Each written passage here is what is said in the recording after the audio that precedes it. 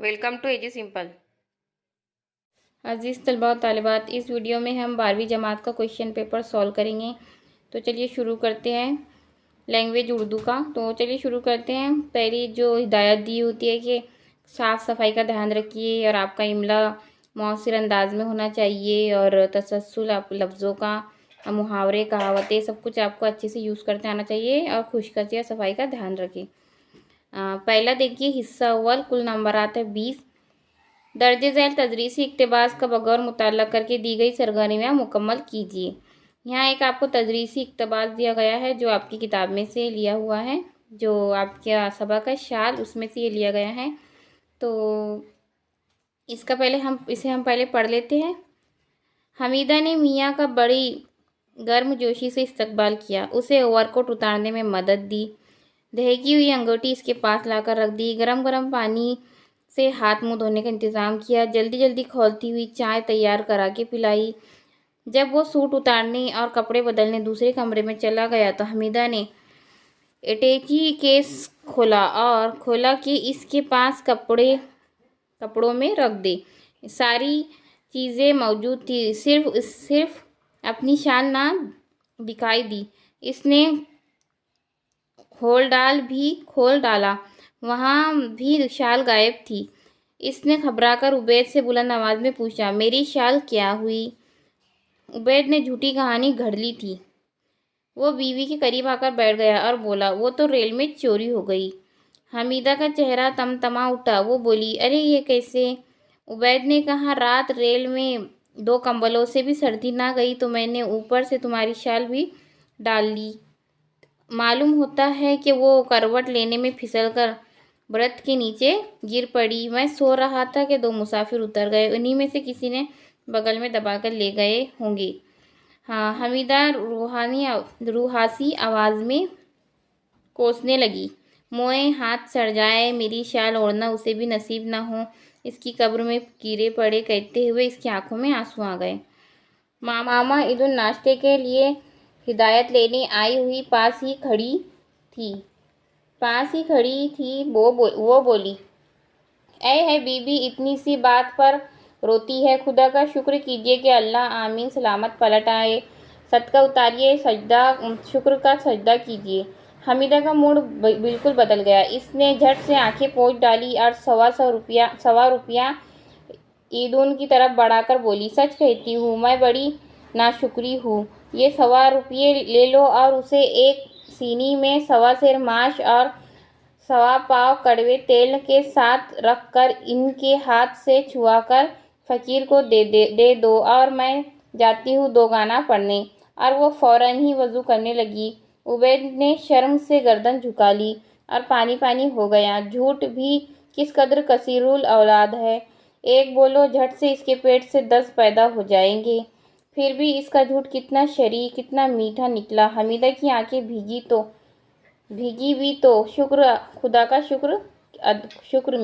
शुक्र में। इस तरह से यहाँ पैसेज ख़त्म होता है। आप देखिए, आपको यहाँ पे सरगर्मियाँ करनी है। पहले शब्द की खाका मुकम्मल करेंगे, जदौल मुकम्मल करेंगे। उबैद के इस्तकबाल में की गई हमीदा की सरगर्मियाँ। हमीदा ने क्या कहा? पहले क्या किया? जब उबैद घर आया तो पहले उसे ओवरकोट उतारने में उसकी मदद की।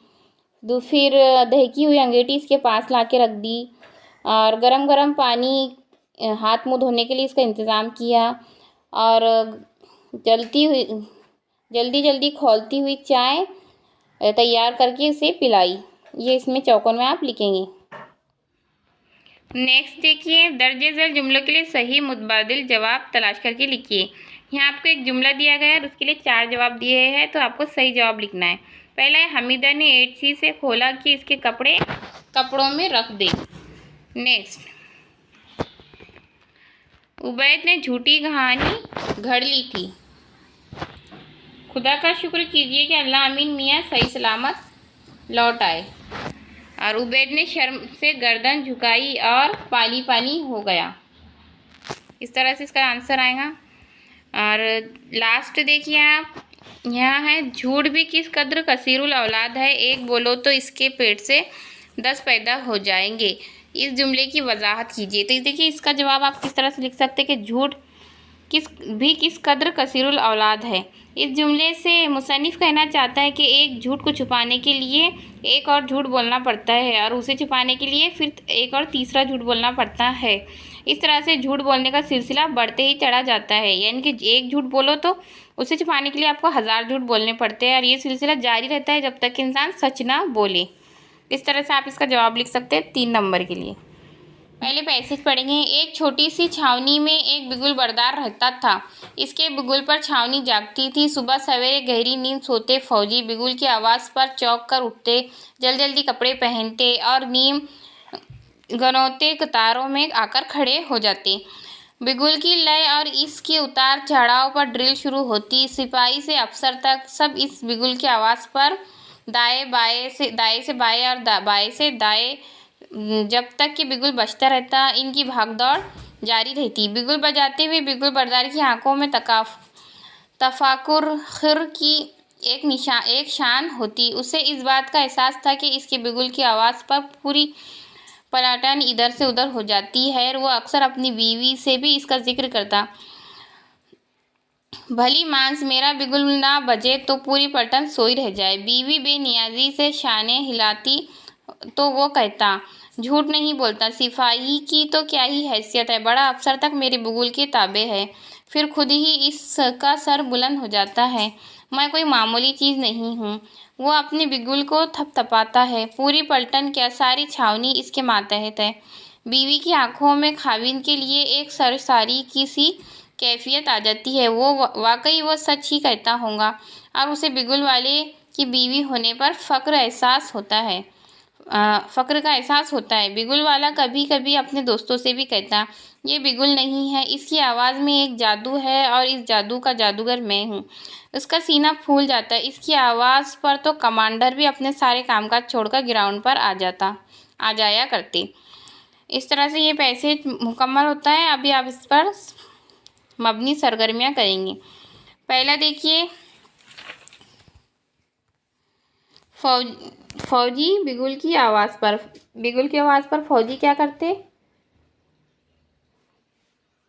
सब यहाँ लिखेंगे आप, चौंक कर उठते, जल्दी जल्दी कपड़े पहनते और यहाँ पे लिखेंगे नीम, यहाँ पे लिखेंगे और यहाँ पे लिखेंगे आप कतारों में आकर खड़े हो जाते। इस तरह से ये मुकम्मल होगा। नेक्स्ट देखिए, दर्ज झेल सरगर्मियाँ एक जुमले में लिखिए। बिगुल बरदार के बिगुल की आवाज़ पर जो अमल होता उससे एक जुमले में लिखिए। एक जुमले में लिखना है तो इसका जवाब लिखेंगे आप, इसकी बिगुल पर सारी छावनी जाग उठती। और नेक्स्ट है, बीवी की आंखों में खाविन के लिए जो कैफियत होती है उसे एक जुमले में तहरीर कीजिए। बीवी की आंखों में तो देखिए इसका जवाब यहाँ मौजूद है। बीवी की आंखों में खाविन के लिए एक सरसारी सी कैफियत आ जाती है। और नेक्स्ट है, बिगुल की आवाज़ जिम्मेदारी का एहसास दिलाती है। इस पर अपनी ज़ाती राय लिखिए।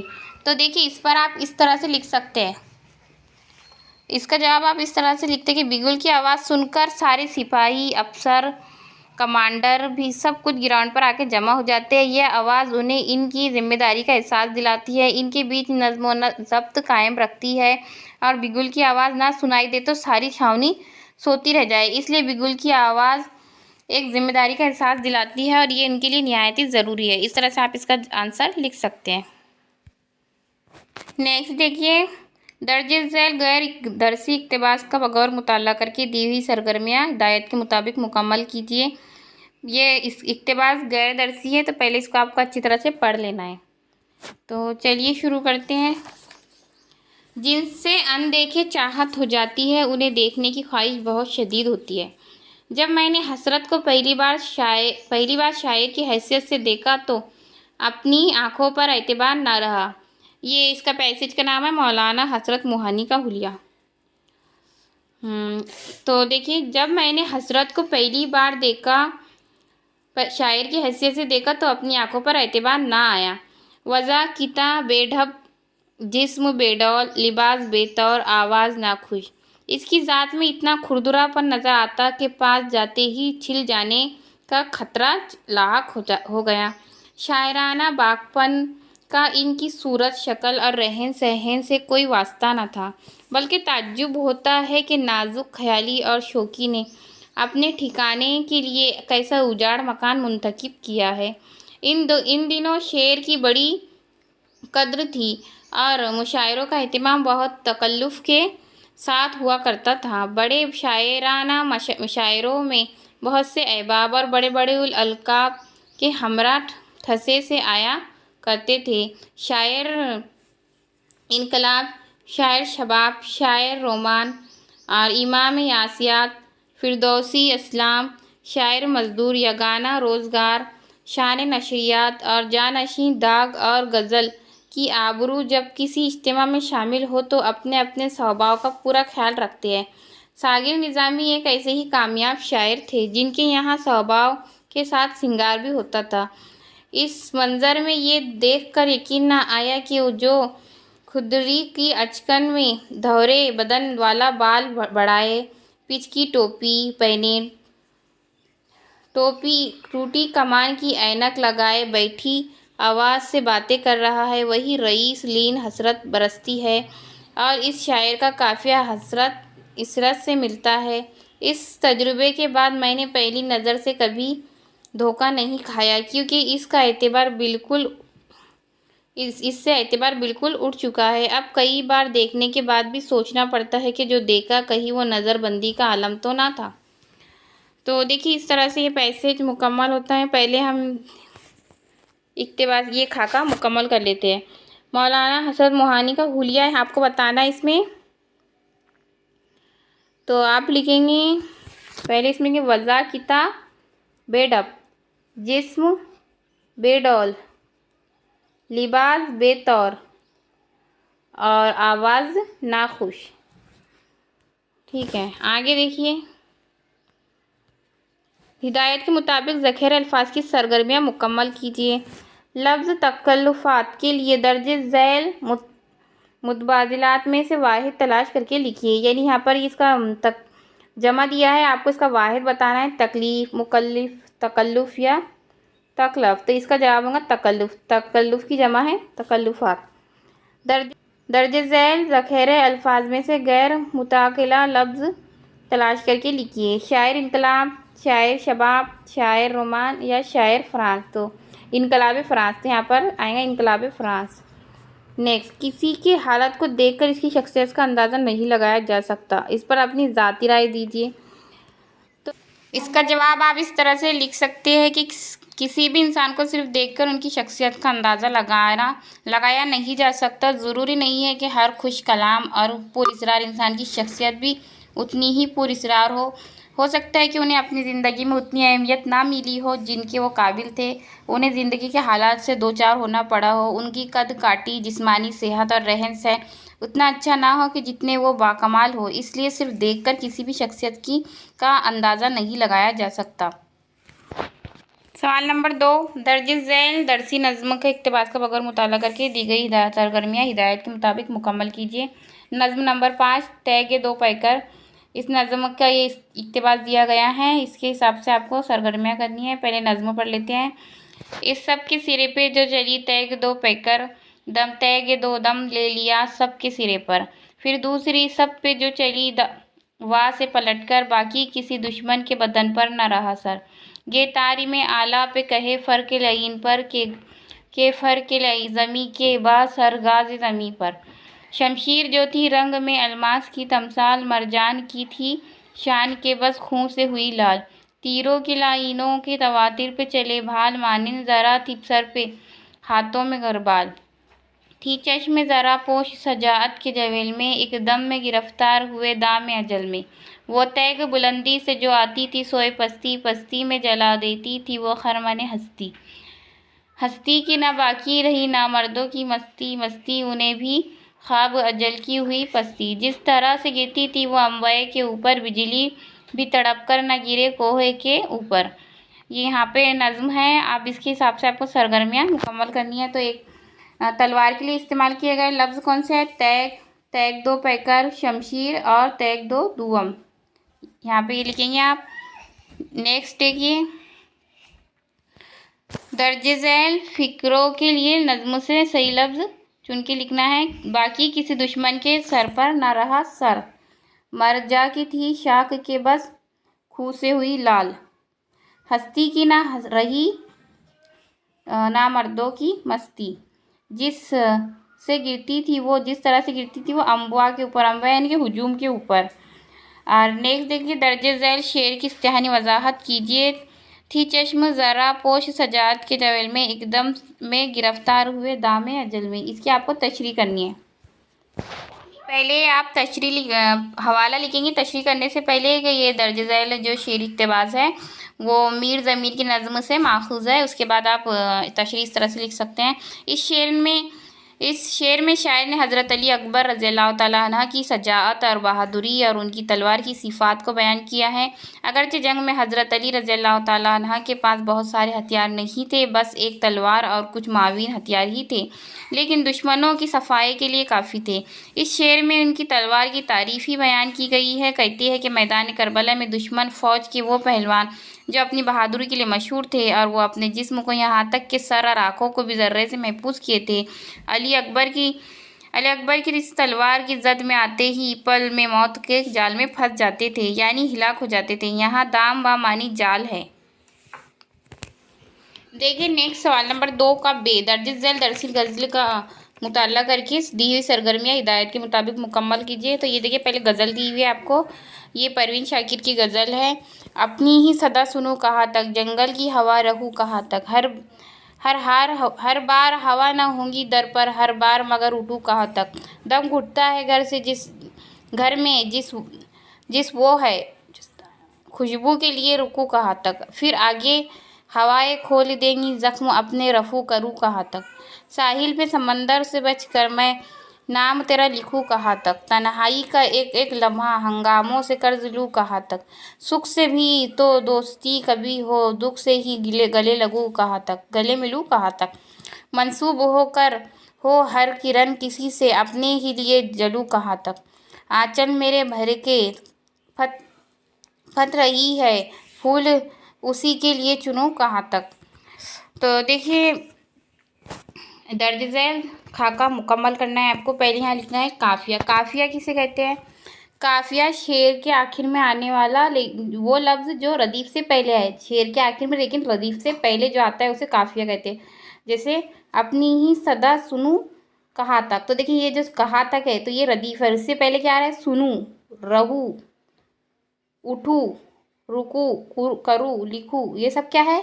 काफिया है। तो यहाँ आपको ये सब लिखना है। नेक्स्ट है रदीफ। रदीफ जो है तो वो शेर का आखिरी लफ्ज़ होता है जो बार बार दोहराया जाता है, जिसमें जैसे कि ये कहाँ तक, तो कहाँ तक जो है ये रदीफ है। नेक्स्ट है मतला। मतला जो होता है वो ऐसा पहला गज़ल का पहला शेर जिसमें रदीफ एक जैसा होता है। जैसे कि पहला शेर देखिए, अपनी ही सदा सुनूं कहाँ तक, जंगल की हवा रहूं कहाँ तक, तो ये जो है क्या है? मतला है। और थर्ड है, और ये चौथा देखिए ये मक्ता जो है वो शेर का आखिरी लफ्ज़ होता है गज़ल का, जिसमें शायर अपना तकल्लुफ़ बयान करता है। तो यहाँ पर आपको इसका आखिरी शेर लिखना है, ठीक है। बे देखिए, दर्ज झैल सरगर्मियाँ हिदायत के मुताबिक मुकम्मल कीजिए। ज़ख्म रफ़ू करने से शायरा की क्या मुराद है? तो इसका जवाब आप इस तरह से लिख सकते हैं कि ज़ख्म रफ़ू करने से शायरा की मुराद है कि हमेशा अपने ज़ख्मों को रफ़ू करती रही है। शायरा हमेशा अपने ज़ख्मों को रफ़ू करती रही है, लेकिन दुख की हवाएं फिर उन्हें खोल देती है। आखिर कहाँ तक वो अपने ज़ख्मों को रफ़ू करे, यानी सिए। नेक्स्ट देखिए, दुख से ही गले लगूं कहाँ तक, इस शेर में शायरा की क्या मुराद है? मतलब शायरा ये क्यों कह रही है कि दुख से ही गले लगूं कहाँ तक? तो इस मिसरे से पता चलता है कि शायरा की ज़िंदगी में दुख ही दुख रहे हैं और वो सुख की आरज़ूमंद है। और वो कहती है कि आखिर मैं दुख से ही गले लगूं कहाँ तक, कब तक मैं दुख से ही गले लगूं। इस तरह से इसका जवाब लिख सकते हैं। नेक्स्ट देखिए, दर्ज झैल शेर की इस्तेहानी वजाहत कीजिए। सुख से भी तो हो, दोस्ती कभी हो, दुख से ही गले लगूं कहाँ तक। तो इसका आप इस तरह से लिख सकते हैं। पहले हवाला लिखेंगे। दर्जे वाला शेर परवीन शाकिर की गज़ल से माखूज़ है। उसके बाद तशरीह इस तरह से लिख सकते हैं कि इस शेर में शायरा कहती है कि मेरी पूरी ज़िंदगी में मैंने सिर्फ दुख ही दुख देखे हैं, हमेशा परेशानियों और मुसीबतों का सामना हुआ है। वो सुख और खुशी की तमन्ना करती है कि उन्हें कभी तो कोई खुशी और सुख मैसर हो, हमेशा दुख को ही उन्हें गले लगाना पड़ता है। इस तरह से आप इसका जवाब लिख सकते हैं।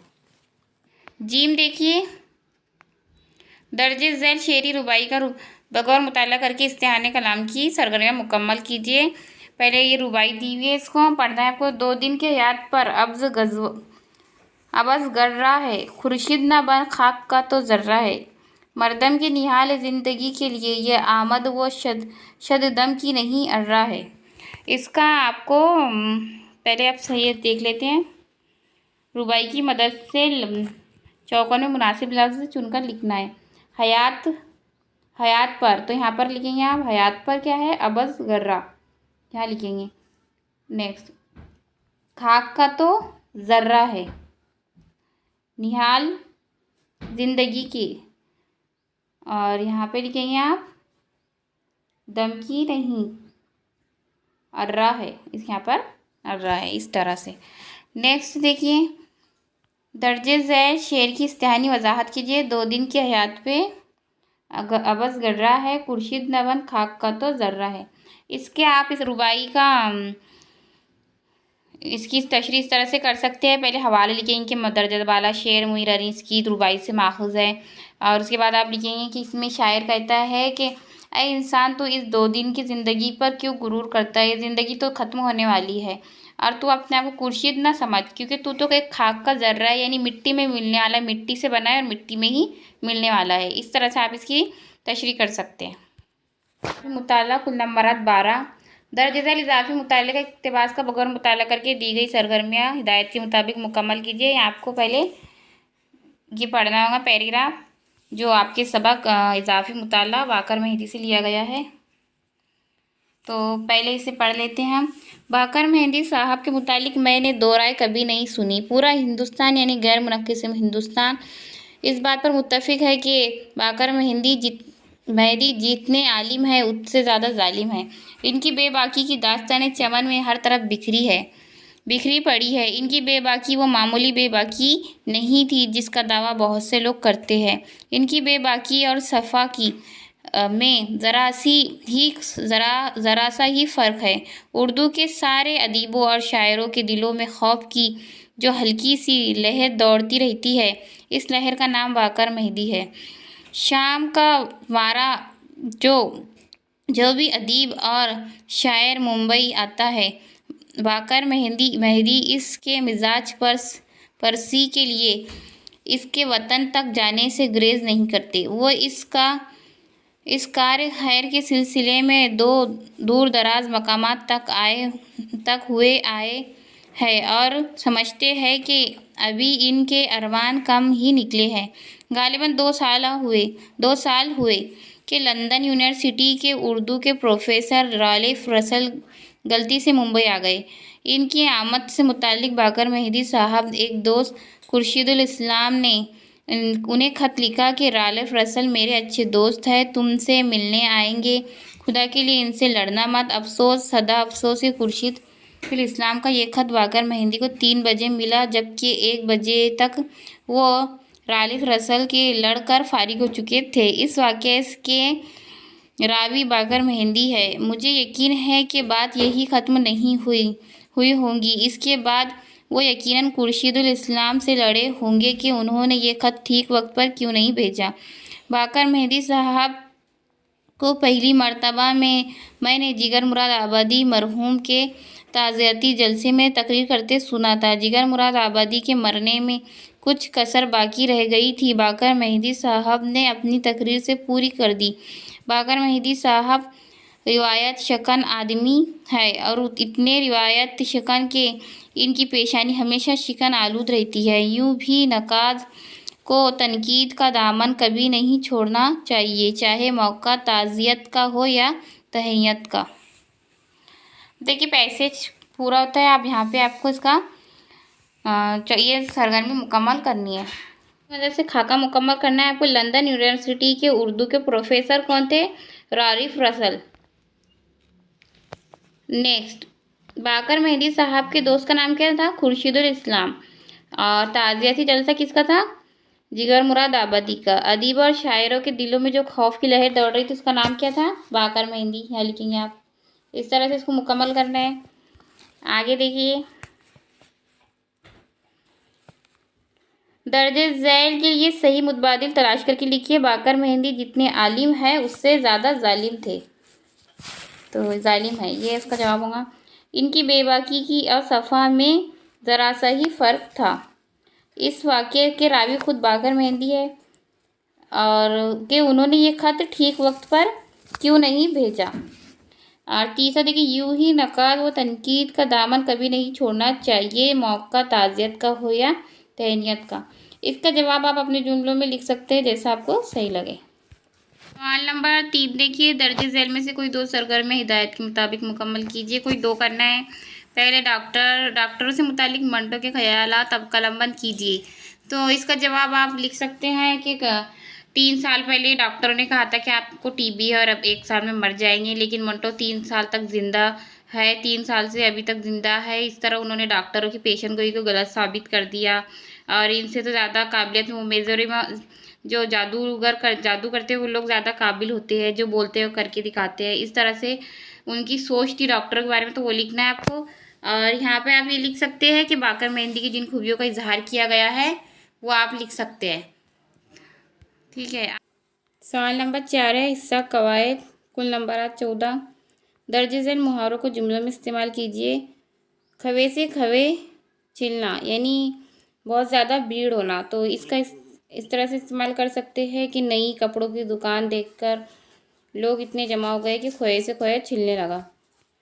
और दूसरा, होश उड़ाना। कमज़ोर तालिबे इल्म ने जमात में अव्वल आकर सबके होश उड़ा दिए, यानी सबको चौंका देना। इस तरह से इसका इस्तेमाल कर सकते हैं। नेक्स्ट है, हिदायत के मुताबिक सरगर्मी मुकम्मल कीजिए। कोई एक। बाद लम्हे शहजादे पर बेहोशी तारी हुई। इसको मनफी जुमले में तब्दील करना है, तो इससे इस तरह से लिखेंगे कि बाद लम्हे शहजादे को होश ना रहा। ये इस तरह से हो जाएगा। तुम समझते हो कि मैं मजबूर हूँ। इस्तिफामी इनकारी में तब्दील कीजिए, तो यहाँ पे लिखेंगे आप मैं मजबूर नहीं हूँ। इसका जवाब इस तरह से होगा। और नेक्स्ट देखिए, दर्जे झैल जुमलों का सर्फी रुकूनी तज्जिया कीजिए। कोई एक। तो पहले ये देखिए, फ़र्द समाज की बुनियादी और मरकज़ी इकाई है। सर्फी तज्जिया करना है, तो इसका जवाब इस तरह से लिखेंगे कि फ़र्द के सामने ज़मीर तमलीकी, समाज सामने इसमें इकाई जो होता है तो वो होगा ज़मीर इस्तिफ़ामी और होता है फ़ेल मतलब माजी मतलब। नेक्स्ट, ये सुनकर हमारी खुशी की इंतहा न रही। तो यहाँ नहवी तज्जिया करना है आपको। तो ये सुनकर हमारी खुशी की हद न रही, तो ये कौन सा जुमला है? ये मुफर्रद जुमला है। इसका नहवी तज्जिया कैसे होगा कि इसको आप दो इसमें डिवाइड करेंगे। ये सुनकर ये हो जाएगा मुब्तदा, और जो बाकी का हिस्सा है खुशी की इंतहा न रही, ये हो जाएगा खबर। इस तरह से इसको मुकम्मल करना है। नेक्स्ट देखिए, झैल के जुमलों में मौजूद लफ्ज़ी मुरक्कबात को जदौल के मुताबिक तकसीम कीजिए। वो सामने जामा मस्जिद दिखाई दे रही है। कल ईद मिलन रखा है। तो देखिए, यहाँ लिखेंगे आप जामा मस्जिद और यहाँ लिखेंगे ईद मिलन। और नेक्स्ट देखिए, दर्जे हिदायत के मुताबिक झैल की सरगर्मियाँ मुकम्मल कीजिए। मतलब समझ में आए, बकाए दवाम का ऐसा सबक ये ज़िंदगी मुख्तियार दे। दर्जे झैल सनत पहचान कर इसी किस्म लिखिए। इसकी सनत है, ये सनत तज़ाद कि बकाए दवाम यानी कि हमेशा की ज़िंदगी, और ज़िंदगी मुख्तियार दे यानी ये आर्जी ज़िंदगी, तो ये एक दूसरे के उलट है। नेक्स्ट देखिए, इसके दस्त वो दिल के रश्क वो शर्म की, खून है दिल कान का, दरिया है आपका। शेर में लफ्ज़ वो नश्र को रब्त रखने वाले अल्फाज आमने सामने लिखिए। तो वो दो लफ्ज़ कौन से हैं? दस्त वो दल और रश्क वो शर्म। ठीक है। अब आगे देखिए, दर्जे झैल अशार में से किसी एक शेर में आने वाली तजनीस का नाम लिखिए।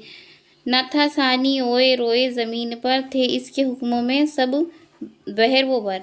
तो ये है तजनीस नाकिस, क्योंकि इसमें यहाँ बहर और वो बर तो इसमें एक लफ्ज़ बा कम है पहले, तो इसलिए ये हो जाएगा तजनी से नाकिस। दूसरा देखिए, नहीं इश्क से जर्द जरदार मैं हूँ, अगर है वो यूसुफ खरीदार मैं हूँ।